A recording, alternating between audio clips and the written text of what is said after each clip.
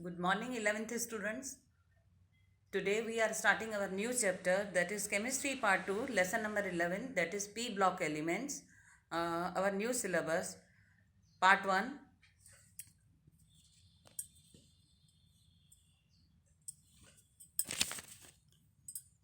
Unit 11, the P block elements.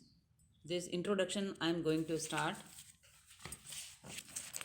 Already in Chemistry Part 1, lesson number 2 and 3, I taught you the periodic table.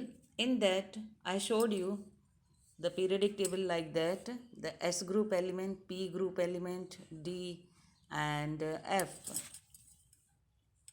Okay, so there was one hydrogen helium, 1s, 1s1, 1s2. Then in S block, okay, how the filling was going to start like that. You can see the introduction.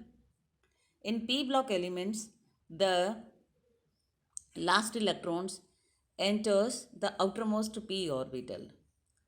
That the number of p orbital is 3 and the maximum number of electrons that can be accommodated in a set of p orbital is 6. See, already I taught you earlier, previous unit 2, and that S block is having, S orbital is having this shape, and in one shell maximum filling of, so this is hydrogen and this is helium. Like that, P is having 3 orbitals, 1, 2 and 3. So every orbital can accommodate 1, 1, 1. After that 1, 1, 1. So total 3 orbitals and 6 electrons. Okay, 1, 2, 3. Again we'll come to the first, now next to the second and next to the second.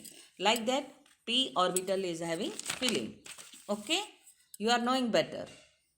There are 6 groups of p block elements in the periodic table, namely from 13 to 18. Okay, so you are knowing that p, this is one filling of this group 1, group 2, then this is other 4. Okay, so maximum 6 in a group. There are 6 groups of p block element sorry, in periodic table, namely from 13 to 18. Now boron, carbon, nitrogen, oxygen, fluorine and helium head the group. Their valence shell electrons is ns2 from np1 to 6, except, see, maximum ns1 in any series like that. Okay, so this is ns1, ne1. So maximum from ns1 2 should be completed. Okay, so ns2, np1 to 6. This is 1, this is 2, 3, 4, 5 and 6 like that. Okay, boron, carbon, nitrogen, oxygen, fluorine and helium had the groups. Their valence shell electrons, this is ns2, np1 to 6. The inner core of electronic configuration may, however, different. Okay, the inner core of EC. The difference in inner core of element greatly influences their physical properties such as atomic and ionic radii, ionization enthalpies. In lesson number 3, I taught you all these things will chemical be as well as chemical properties. So physical properties and chemical properties. How? See, in the group, as I say, atomic radius in period, it is going to decrease. In group, the atomic radius is going to increase. Like that, ionization enthalpy, first ionization energy in periods and group I discussed earlier. So they vary from physical and chemical properties different according to their electronic configuration. That is, innermost core Consequently, a lot of variation in properties of elements in group of P block is observed. Now, we are concluding only earlier chapter lesson number 10 I taught you the S block elements. Now in this we will concentrate only to the B block elements. The maximum oxidation state shows by P block element is equal to the total number of valence electron, that is the sum of electrons in P orbital. If 1, then valence plus 1, I discussed very nicely, plus 1, plus 2, then plus 3, plus 4, then plus 5, plus 6, then halogen plus 7. So they will lose, they can gain, they gain, they gain, they gain. So in this way, rather than they are losing, so we will discuss one by one. The maximum oxidation state shown by P block element is equal to the total number of valence electron is the sum of the S and P electrons. Clearly, the number of possible oxidation states increases towards the right of the periodic table. Okay, possible oxidation states increases. Now, group oxidation state. P block elements may show other oxidation state which normally but not necessarily differ from the total number of valence electrons by unit of 2. The important oxidation state exhibited by P block elements are shown in table 11.1.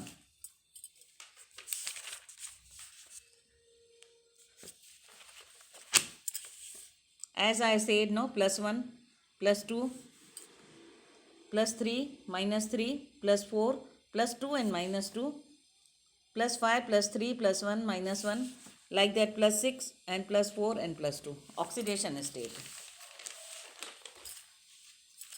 See, earlier I taught you like that, plus 1, plus 2, plus 3, plus 4, minus 1. But here S block also involves, no? So their oxidation state group 13 plus 1. But this one is plus 2 and minus 4. Plus 3, minus 3. I will teach you afterwards how it depends. See, group oxidation state plus 3, plus 4. 2 from S block and 1 from, see, 1. So 2 from S, 1 from P plus 3. 2 from S, 2 from P plus 4. 2 from S, like that. Okay, you can see the different oxidation state. And this is boron, carbon, nitrogen, oxygen, fluorine. And then that is helium. Neon, sorry. Now the important oxidation state I showed you. Now in boron, carbon and nitrogen families, the group oxidation state is the most stable state for lighter element in the group. However, the oxidation state 2 unit less than the group. Oxidation states become progressively more stable for the heavier elements in such groups. The occurrence of oxidation states 2 units less than the group oxidation states are sometimes attributed the inert pair effect. Okay, that is called inert pair effect. Now, the relatively stability of 2 oxidation state, group oxidation state and 2 unit less than the group oxidation state may vary from group to group and will be discussed at appropriate place. I will show you.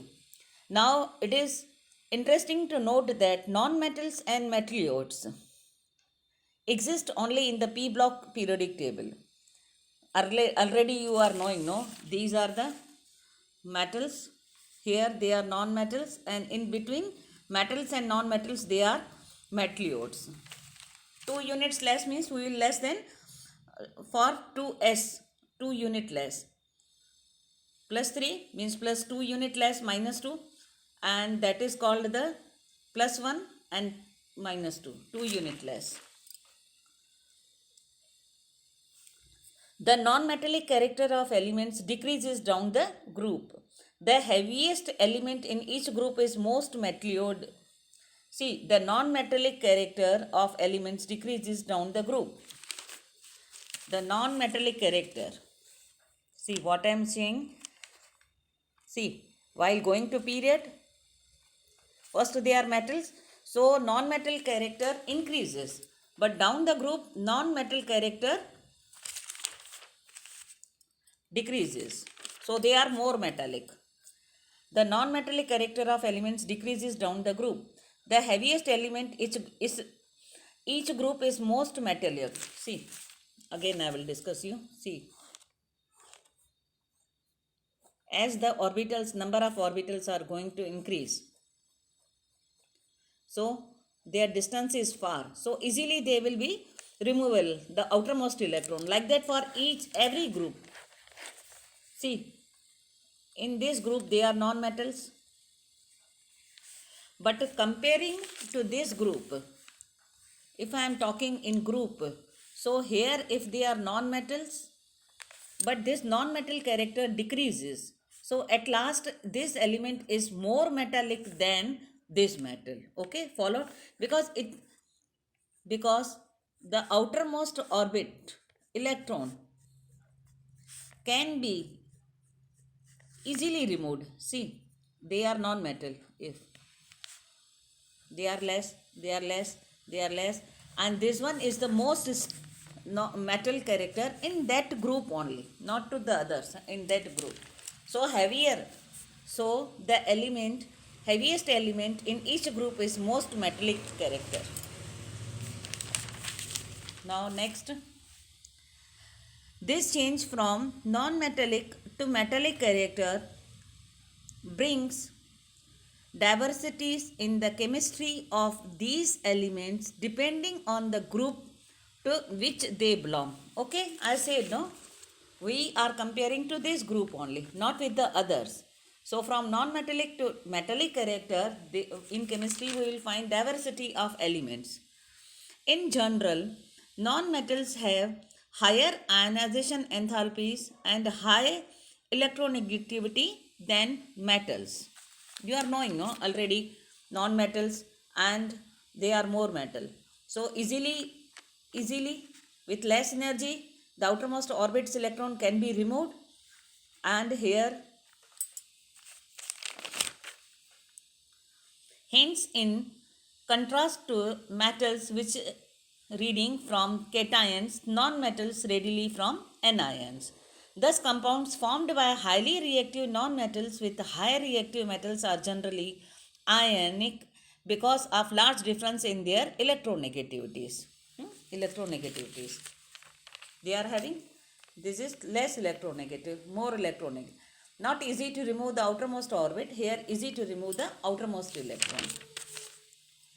Now, the compounds formed by highly reactive non-metals with highly reactive metals are generally ionic because of large difference in their electronegativity.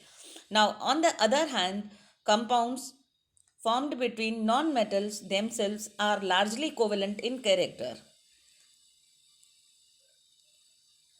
See, on the other hand, compounds formed from between non-metals themselves are largely covalent in character because of small difference in their electronegativity.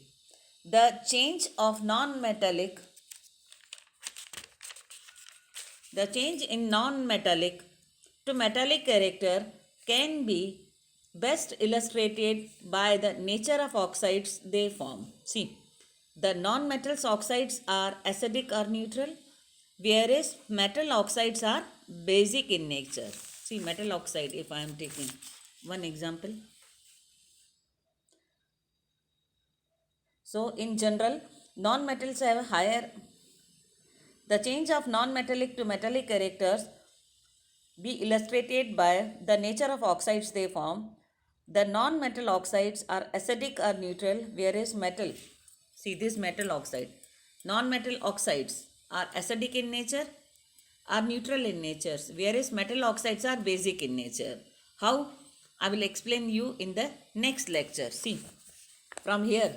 So only in the first lecture, I gave you the introduction of the p block elements with this table, and in the next lecture, I will discuss from here the first member of p block differs from the remaining member of their corresponding group in two major response. Okay. So up to here, please students, you prepare and afterwards I will teach you and guidance give guidance you for the practicals also.